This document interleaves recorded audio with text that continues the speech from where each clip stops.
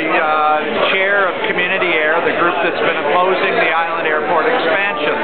And what we're asking people to do is to boycott the Toronto Island Airport. The Porter Air started their service to Montreal last Monday, and they're flying their big Q400 aircraft out of the Island Airport. There's huge problems here. There's problems, of course, of pollution. Pollution of aircraft is one of the worst forms of pollution that we have, because basically you're taking a piece of metal and putting it up into the sky, and that takes a lot of power. Safety is a huge issue for many of our people. There are an increasing number of high-rise buildings that are being built north of the airport, and high-rise buildings and airports do not mix. Probably in New York. Yeah, probably what is the most crucial issue is the whole issue of the waterfront, the redevelopment of the waterfront, turning the waterfront into a place where people can go, live, work. This airport is totally inconsistent with that.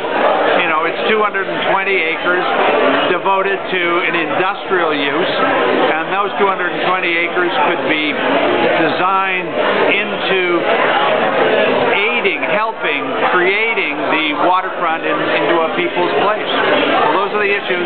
We ask people not to fly out of the Toronto Island Airport.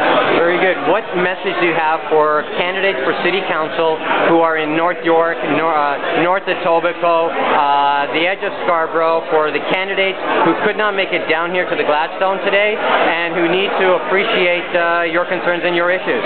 This is a very important issue across Toronto. That at least 60% of the people of Toronto are opposed to the Island Airport expansion, and their constituents oppose this as well. And they should be aware of the fact that this is really a struggle to take back our city, take back our communities, to develop a quality of life that is that's good for all people, not just for a small number of elite business people.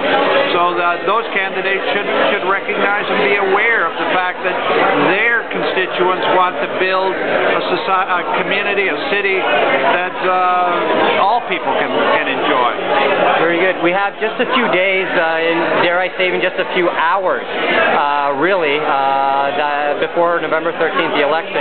What message do you want for constituents that are going to all candidates meetings, or when the last stretch, the home stretch, when candidates are knocking on constituents' doors? What questions? Well, I think that the citizens should put to their candidates their position on the Toronto Island Airport, and those people those candidates that want to expand the airport, they shouldn't support them. Such as? Well, they should be asking all candidates that question. Do you support the expansion of the Toronto Island Airport? That's the issue. And we want to see a city council where the majority of people on council are opposed to expansion.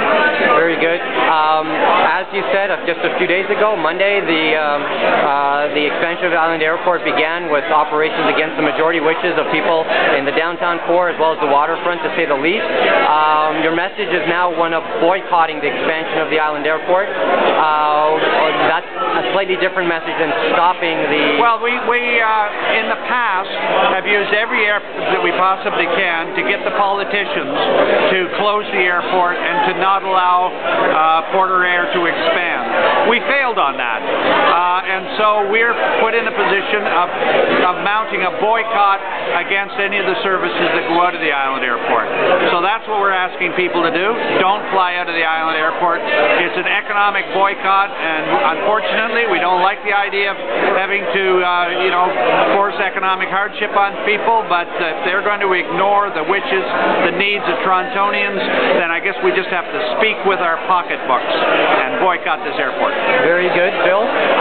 You have a website as well as you have, what is the website? The website's www.communityair.org. And you have an email at the ready? The email is on the website. Very good. And for people who actually want to physically come out and support the boycott, every Friday from 5 to 7, we're going to be down at the foot of Bathurst Street with an information picket. We'd ask people to come down and join us. And that's right beside the Harbourfront Community Center? Right beside the Harbourfront Community Center, just in the access that goes down to the airport. And they just celebrated their 15th anniversary on Monday?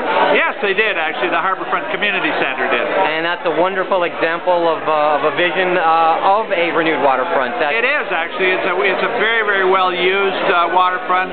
Young people, old people. It's a lovely facility. And that was also a struggle. Well, it was a struggle to get that, but people should be proud of that. It's a city facility, and it's a city facility that works extremely well. And the expansion of the airport actually is contradictory to... The problem with the expanding of the airport is it's going to make a busy street there as people come rushing down trying to catch the last ferry. That street is used by hundreds of children, little children. There are 2 schools there as part of the right on that facility, and a daycare center. So an expanded airport is really and I've witnessed that. The little empty shuttle bus was coming while parents were just picking up their children and even walking their dogs. Like it's very inconsistent with the neighborhood. Yeah, it shows just terrible planning, and that's been characteristic of this island airport expansion from the very beginning. Very good. We've been speaking with Bill Freeman, Boycott Island Airport. The website again? www.communityair, all one word, communityair.org. Thank you very much. It's Timmy Sy, candidate for Ward 19, and I am definitely against the expansion of the island airport. Great. Thank you. Okay.